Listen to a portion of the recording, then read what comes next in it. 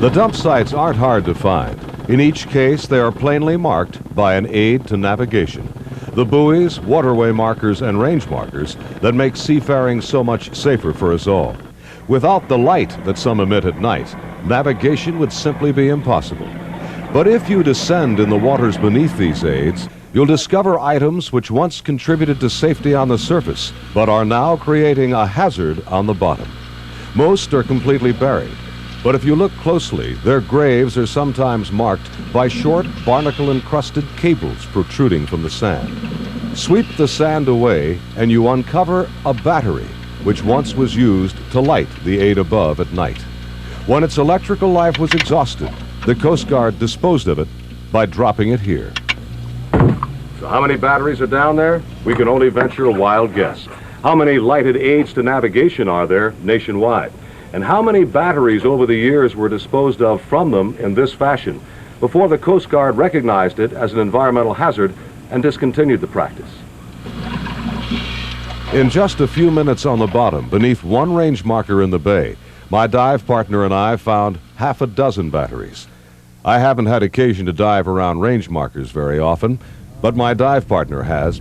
Bob Raiola is a professional diver whose work takes him to waters throughout central and southwest Florida.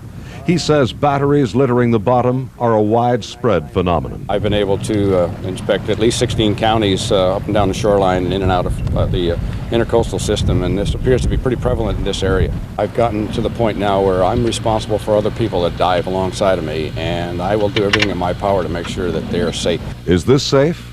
No.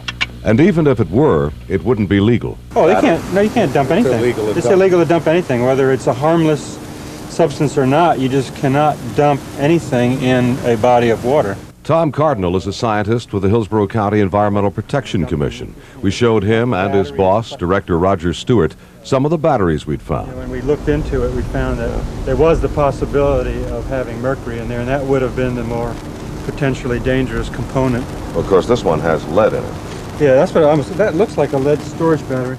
We found this battery beneath a bell buoy at the entrance of Port Manatee. It was a recent arrival, dated 1991. Elsewhere in the area, an abundance of the older models and other debris, such as the solar panels used to recharge the batteries. The solar panels pose no danger to the environment, as to varying degrees, all the batteries do. Sure. It's a hazard. It goes in the food chain.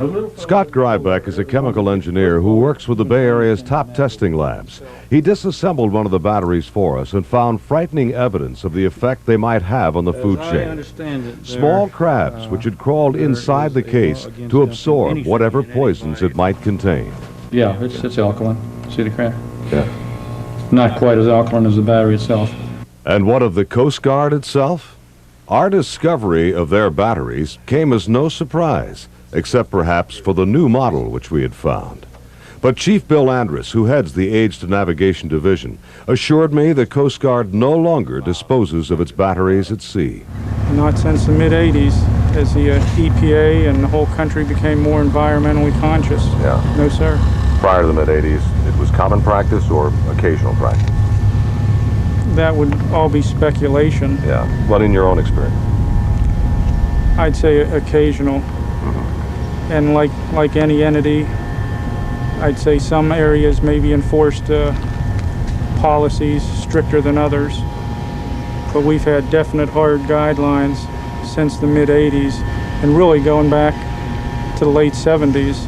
In fact, the chief had a stack of worn-out batteries, each carefully bagged and ready to be sent back to be recycled. But what of all those that remain out in the bay on the bottom, and on the bottoms of bays, sounds, rivers, harbors, and waterways throughout the land? What can the Coast Guard do about them? We have the potential of having thousands of batteries in the bay that will need to be removed. And so our part of the investigation will be to help the Coast Guard or whoever is going to actually clean up these batteries, identify the locations and get them removed as quickly as possible. If this is endemic nationwide, will it be done nationwide? I would hope so. I hope that this story gets the attention of the nation, because I think this problem probably exists everywhere where the Coast Guard or anybody maintains buoys and channel markers.